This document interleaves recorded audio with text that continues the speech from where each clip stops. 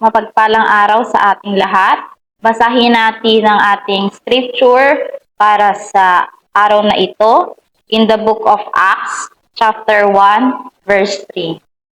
Pagkatapos na siya'y magdusa, ay buhay siyang nagpakita sa kanila sa pamamagitan ng maraming mga katunayan. Nagpakita siya sa kanila sa loob ng 40 araw at nagsalita ng mga bagay tungkol sa kaharian ng Diyos. Amen. So, ang titulo po ng ating mensahe sa araw na ito ay ang kaharian ng Diyos naway mapasa akin. So, ano ba ang kaharian ng Diyos? So, ang mga tao sa panahon natin ngayon, hindi nila alam kung ano ba yung kaharian ng Diyos. Pero bilang mga Kristiyano or bilang mga remnants, kailangan natin matandaan at malaman kung ano ba ang kaharian ng Diyos. Ang kaharian ng Diyos ay ang kasagutan sa ating mga panalangin. So, ang isang remnant or isang anak ng Diyos, kailangan marunong siyang manalangin.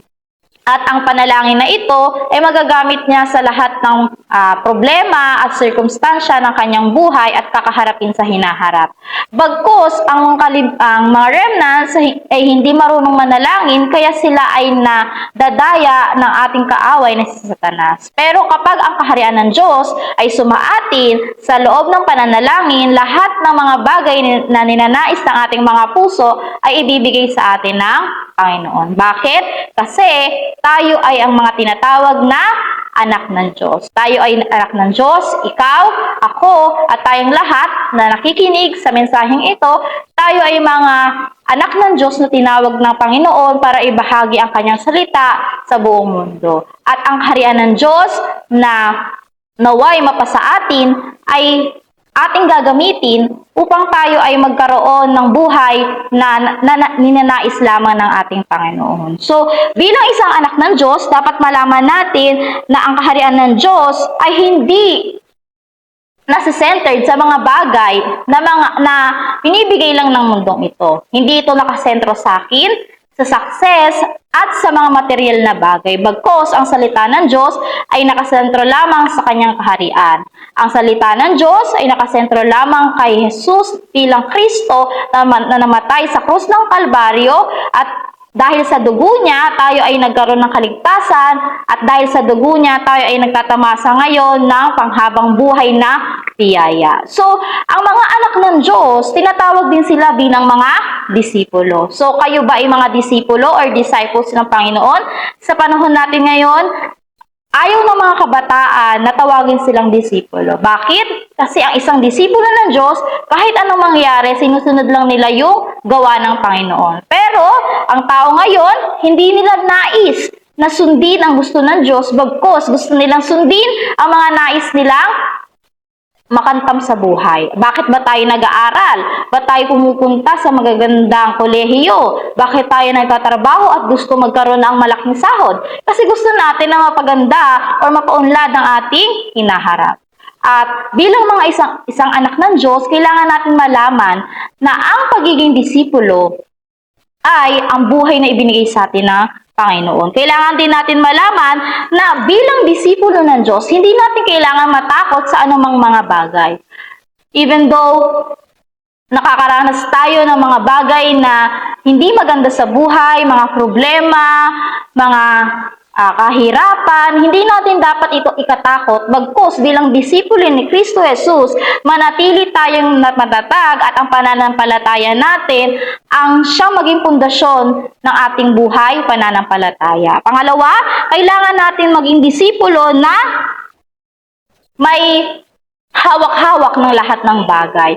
Paano ba natin kailangan hawakan ng lahat ng bagay? O paano ba natin makakamtam ang lahat ng bagay? So, sinasabi sa ating mensahe ngayon, makakamtam natin ang lahat ng bagay kapag ang kaharian ng Diyos ay sumaatin. Ang kaharian ng Diyos ang siyang gagawa sa buhay natin. Ang kaharian ng Diyos ang magiging sentro ng ating pananampalataya.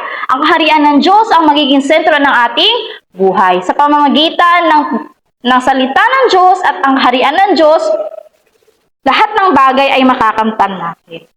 At hindi lang dahil dito, dahil sa kaharian ng Diyos, binigyan din tayo ng Panginoon ng misyon na ibahagi ang kanyang salita sa buong mundo at sa mga taong hindi pa nababahagian ng kanyang salita. Pangatlo, ang mga disipulo ay ang mga nananatili. Ikaw ba ay disipulo? Tayo ba ay disipulo? Sa panahong tayo ay makakaranas ng mga hindi magagandang bagay sa buhay natin, magkakaroon man tayo ng mga bumabatikos sa atin, magkakaroon man tayo ng mga bagay na hindi nasa plano natin, pero ang disipulo ng Diyos ay palaging nananatili. At ang panalangin ko sa ating mga remnants, sa ating mga church members, sa ating mga lay leaders, patuloy nga na kahit ano mangyari sa buhay natin, manatili tayo sa loob ng salita ng Diyos at patuloy tayong humawak sa pangako ng Diyos bilang kanyang mga disipulo. At panghuli, para sa ating konklusyon, lahat ng mga bagay na meron ako, lahat ng bagay na iniisip ko, lahat ng bagay na meron ako ngayon, lahat ng bagay na ito ay wala kung hindi ito nasa loob ng kaharian ng Diyos. Ang lahat ng bagay na iniisip mo para sa iyong kapakanan, iniisip mo para sa iyong future, iniisip mo para sa sarili mo, walang halaga ito kung ang mga ito ay hindi nakasentro sa salita ng Diyos at sa kaharian ng Diyos. Lahat ng mga iniisip natin sa ibang tao, iniisip natin sa mga malalapit sa buhay natin, sa pamilya natin, kapag hindi ito nakasentro sa salita ng Diyos o hindi ito nakasentro sa kaharian ng Diyos, lahat ng bagay na ito ay walang kwenta. Bagkus, sabi sa atin ng mensahe natin ngayon, ang mga iniisip natin, ang mga bagay na meron tayo, ito ay gawa ng kapangyarihan ng Diyos. Kung anumang bagay ang meron tayo ngayon, mga pagpapala, biyaya, grasya at habag na nararanasan natin ngayon ay ito ay nagmumula sa kapangyarihan lamang ng Diyos. At hindi natin makita yung sarili nating kakayahan, sarili nating kaalaman, sarili nating standard sa buhay. Bagkus, makita lang natin na lahat ng bagay ay nasa sa loob ng grasya ng Panginoon at plano ng Panginoon. At ang higit sa lahat, bilang mga anak ng Diyos, bilang mga disipulo ng Diyos, kailangan natin matandaan at malaman kung gaano ba kahalaga ang pananalangin. Ang pananalangin ang sagot sa lahat ng bagay at ang pananalangin ang siyang makakatulong sa atin upang magkaroon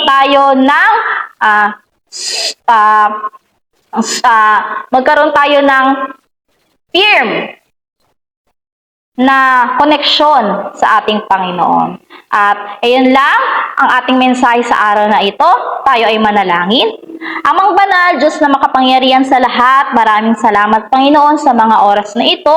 Maraming salamat sa pagbibigay sa amin ng mensahe Panginoon tungkol sa iyong kaharian. Patuloy nga Lord God sa pamamagitan ng pananalangin at ng inyong salita, ang kaharian ng Diyos ay bumawa Panginoon sa akin Lord God. This time Lord, we pray na sa pamamagitan ng inyong kaharian, gamitin niyo nga po ang buhay ng bawat isang nakikinig sa mga oras na ito upang sila Panginoon ay tumayo bilang mga disipulo na Kristo Jesus na kahit anong bagay, Lord God, or pangyayari na mangyari sa kanilang buhay, ay tatatag lamang sila at magkakaroon sila ng matibay na pananampalataya sa inyong mga salita. Binibigay po namin at tinataas po namin ang lahat ng bagay sa inyo. Ito po ang aming panalangin na may pagsasalamat sa pangalan ni Jesus bilang Kristo. Amen.